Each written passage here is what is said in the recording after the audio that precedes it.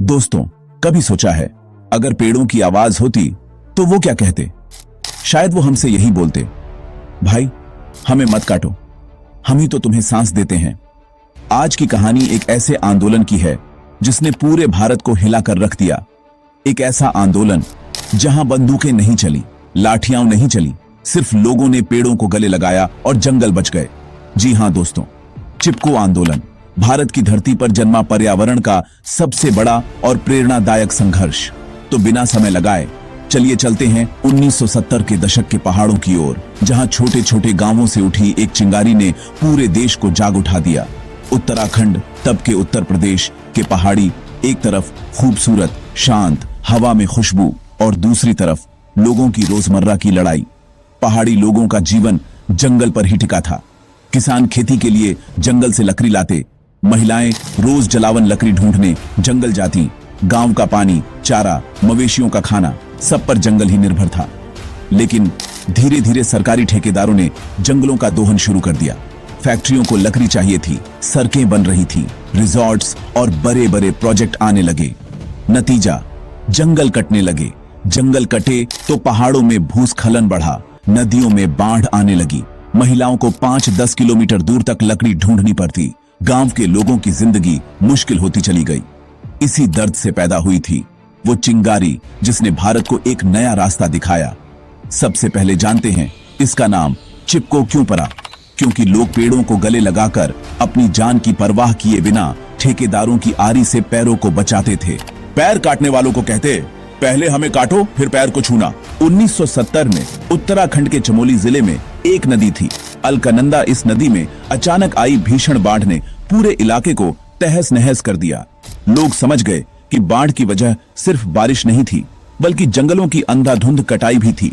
यहीं से लोगों ने सोचना शुरू किया, अगर जंगल नहीं बचेंगे तो पहाड़ कैसे बचेंगे। इस आंदोलन को मजबूती दी चंडी प्रसाद भट्ट और बाद में इसे राष्ट्रीय पहचान दिलाई सुंदरलाल बहुगुणा ने। अब आते हैं उस घटना पर जिसने चिपको आंदोलन को पूरे देश में मशहूर कर दिया। साल था 1974। जगह रैणी गांव, चमोली जिला। यह गांव मशहूर हो गया एक महिला के कारण।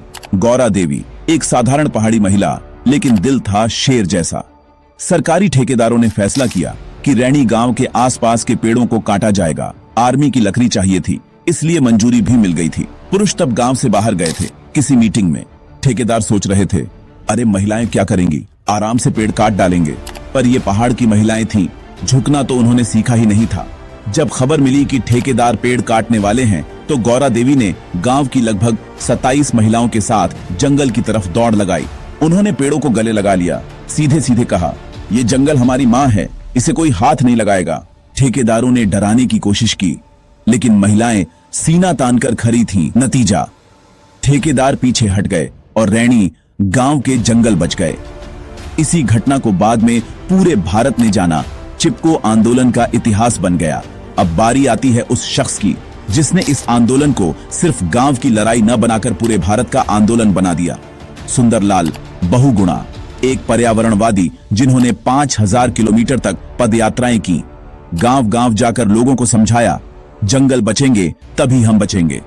उनका नारा बहुत मशहूर हुआ, क्या है जंगल के उपकार, मिट्टी, पानी और बयार। बहुगुणा जी ने भूख हड़ताल भी की और सरकार को बिना पेड़ काटे प्रोजेक्ट बनाने की राय दी।